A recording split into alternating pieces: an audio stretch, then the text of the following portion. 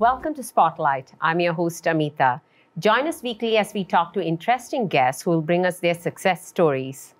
Our guest today is multifaceted, a professional from the corporate industry, the CEO of Cricket Canada, an actor, and a musician, and much more.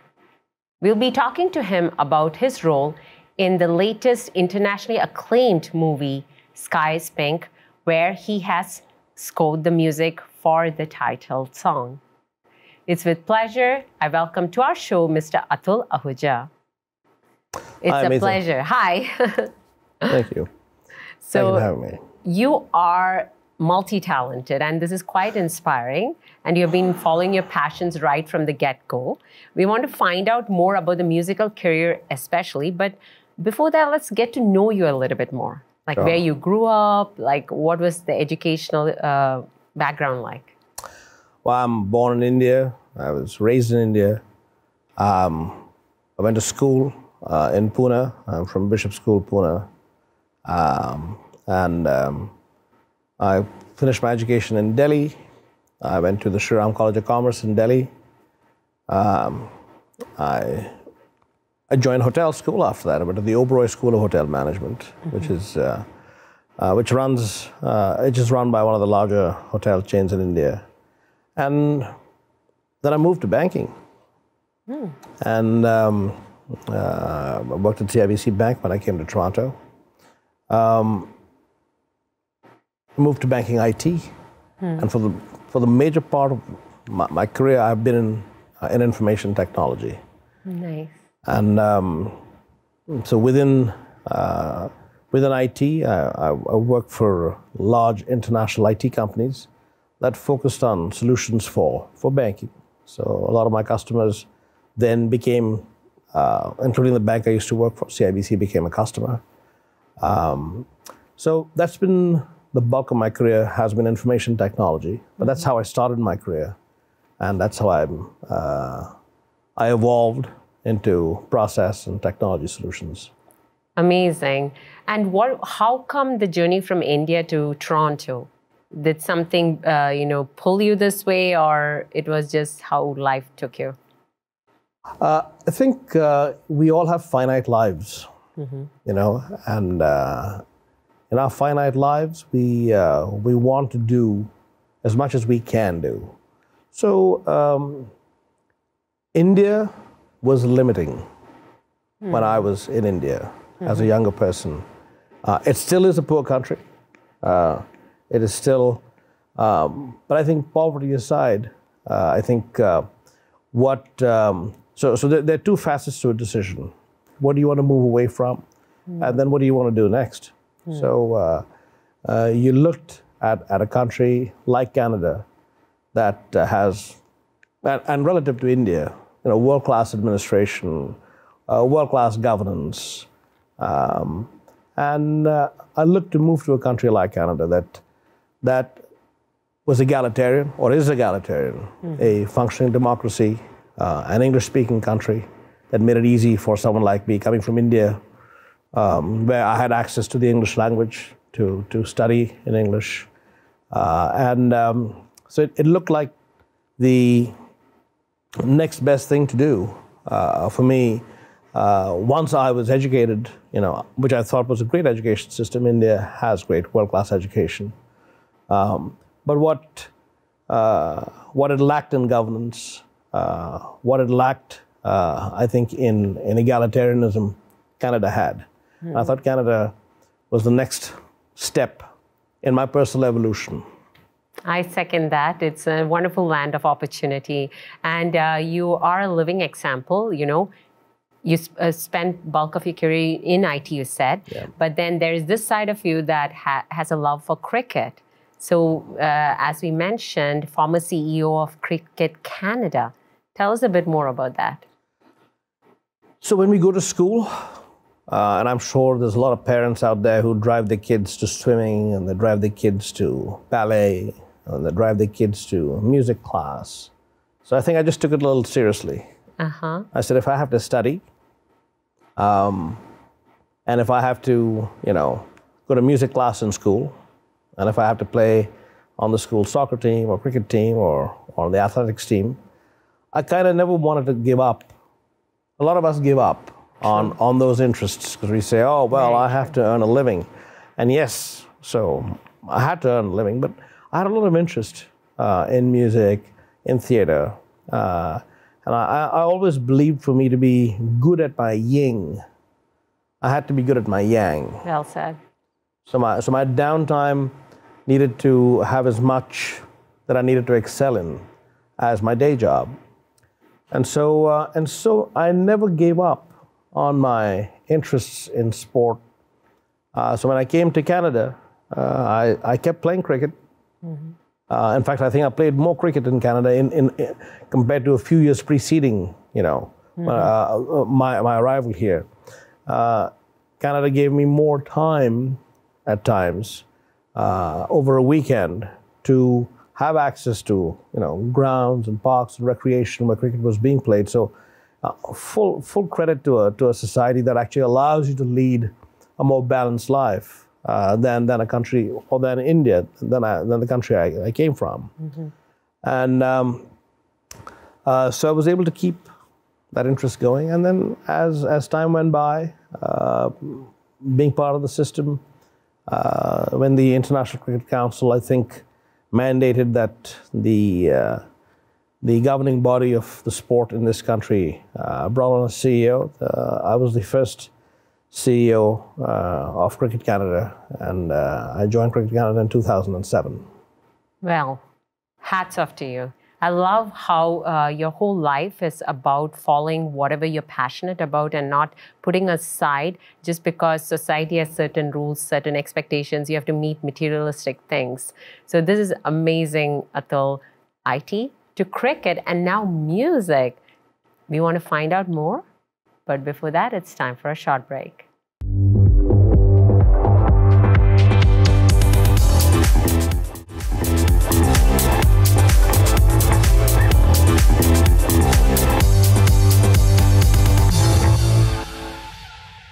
Welcome back to Spotlight. We are talking to the 2014 award recipient of the Re-Rock Music Awards in India for this particular personality contributing to the rock music scene in India. So let's get back to Mr. Atul Ahuja. So let's find out this musician within you. So tell us where that journey started. So, the first time I think I sang on stage, I was in grade 9. And then that sort of slowly evolved. And when I went to university in Delhi, I joined a band. I didn't form a band. I joined an existing band called Applied 4. They were a pretty well-known band, but their vocalist had to leave to pursue further studies. And I joined the band. And that's now 1985.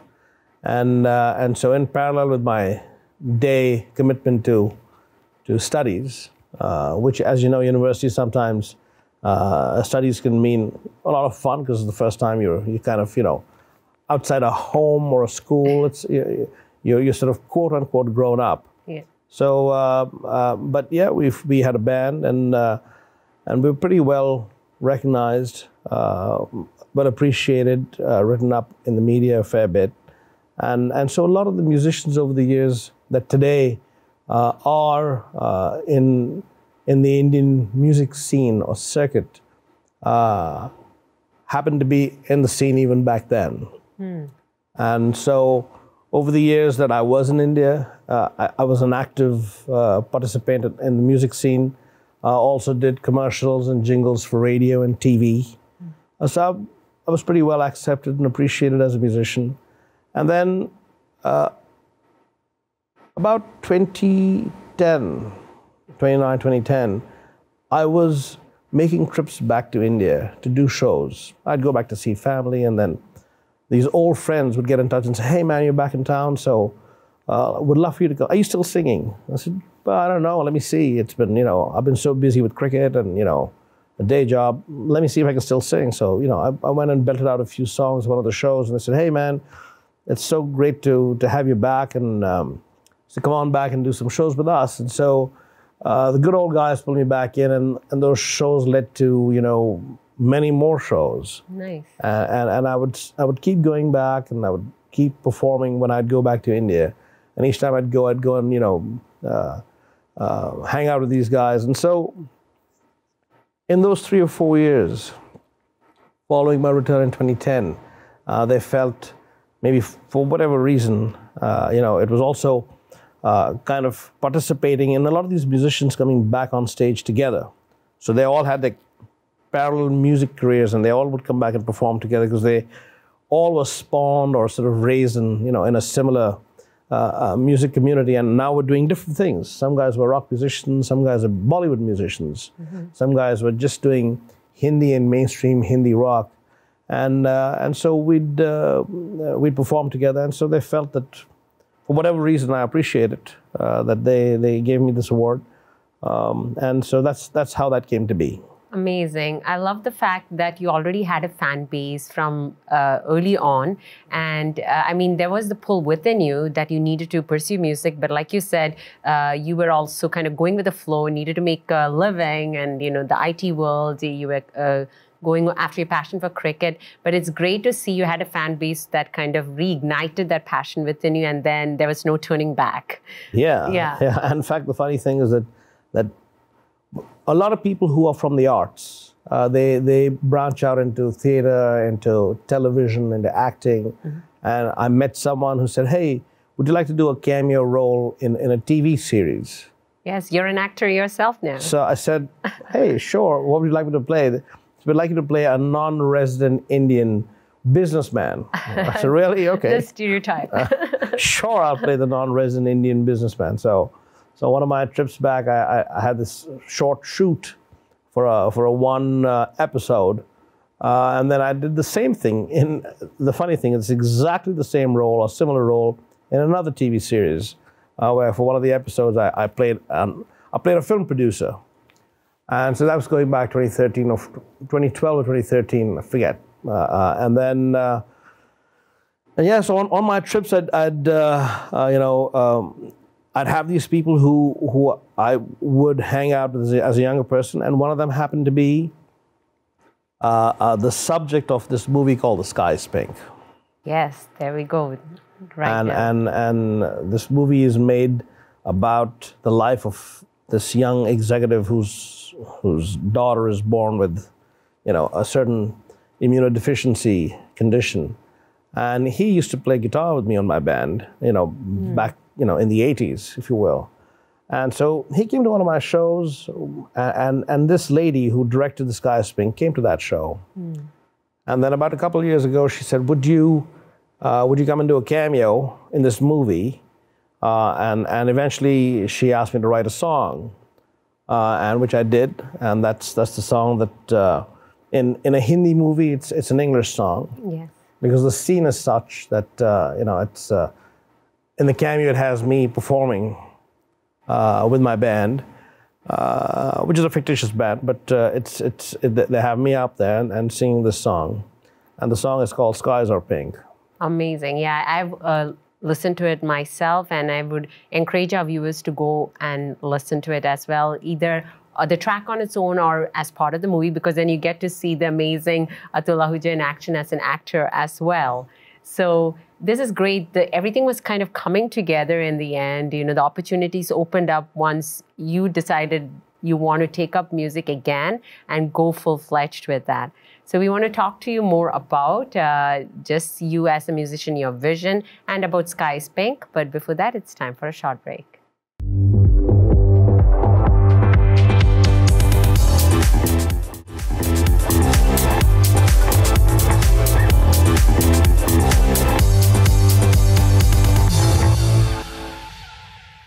Welcome back to Spotlight. We are talking to the multi-talented Atul Ahuja. So once again, congratulations on both the acting and the musician role on Sky is Pink. So again, I would definitely recommend the viewers go check it out. So coming back to you, Atul, you do so much. Like, as we already heard, you know, an IT in the world of cricket, an actor, a musician. What do you see for yourself, say, in the future, like 10 years from now? What is your vision? So, I'd like to continue doing more of what I'm doing. So, in fact, I remember when the show started, you used the word successful or success in reference to me. I don't see it quite that way. I believe that the moment I feel successful, the moment I feel I've seen success, I hope, because I'm human, I hope I don't slow down. I hope I don't become complacent. So I think I'm just starting out in so many things that I've set out to do. I acted as a younger person in musicals, Jesus Christ Superstar, Joseph in His Amazing Technicolor Dreamcoat, West Side Story. And it gave me an idea about 2 or 3 things. Obviously, the music side of it, the actual live performance side of it, but also being able to write stories. It's so important to tell stories about other times, other societies, other people. They're interesting, just the way someone out there is hearing my story. So I am writing a story for a movie. Wow. So that's the next thing I want to do. I feel if I can write a song, and the song I wrote kind of encapsulates the story of this young girl in The Sky is Pink, but I want to write a story for a movie. So that's the next thing I'd like to do as far as, acting is concerned or film is concerned. I want to continue to compose more music, write more songs, write more background scores for movies if I could. And again, after a break of 10 years, out of the woodwork, just the way people from music reached out to me, I find people from cricket reaching out to me again. So in fact, recently someone from the cricket world interviewed me to talk about my tenure in Canadian cricket, me being able to bring large international teams to play Canada, the West Indies, Pakistan, Zimbabwe, Sri Lanka, and that's unprecedented. We've never had Canada play these test-playing nations in Canada. We probably played them as part of a World Cup competition. But so people are revisiting, wanting to know what I did in cricket, what we were able to achieve as a country in cricket. So I'd love to stay involved in the sport. And as far as the next major thing for me would be, I would like to see if we're able to make a feature film out of a storyline that I'm writing. So more of the same, more work-wise, continue on. There's so much new happening in technology, artificial intelligence. There's blockchain. The world is evolving. We're changing in so many ways. So I'd like to keep that going because, Amitha, there's so many facets to life, and I think they all need to be lived. And to remain, I think, true to your full potential, I think is what allows many people to be happy. Because people have so many different sides. It's like having a meal. You want to have a salad, you want to have a main course, you want to have a soup, you want to have a dessert. And so I'd like to continue on to do more and do it to be true to the art form, and not necessarily do it because it makes extra money or it's gimmicky or it's a stunt. But to try and do what I can and be true to that art form. Very well said. I mean, it's so inspiring listening to you because you're one person for which the word impossible probably is not in your dictionary. It sounds like I am possible for you because, like you said, you're exploring every facet of life, which every human has been gifted. But sometimes we fear exploring it because we want to stay within our comfort zone. And then we are missing out on a lot in life. So I know it's an issue of perspective, but I definitely would call you a success because I can see the happiness in your eyes when you speak about every passionate facet of your life. And it's been quite inspiring talking to you today, Atul. And I can already hear the viewers getting inspired. You know, anybody who aspires to be like you, an all-rounded human being, you know, who just keeps growing within and helping everybody around them. Thank you so much. Thank you. And we wish you all the best with all the projects. And we look forward to your own movie where you're writing it, starring in it, and doing music for it. Thanks so much. All the best. So that was Mr. Atul Ahuja, who has inspired us today never to give up on our passions. Well, that's a wrap for this week's show from my end. Continue to follow us on Facebook and Twitter, and write to us at spotlight@ethnicchannels.com. Until next week, this is Amitha signing off, leaving you with a treat from Mr. Atul Ahuja. When life feels on the brink, but above the sky is pink. Now I'm gone, so far away. I'm still with you every day. Till old times, let's sit and drink. Look above, the sky is pink. Hey, hey, hey.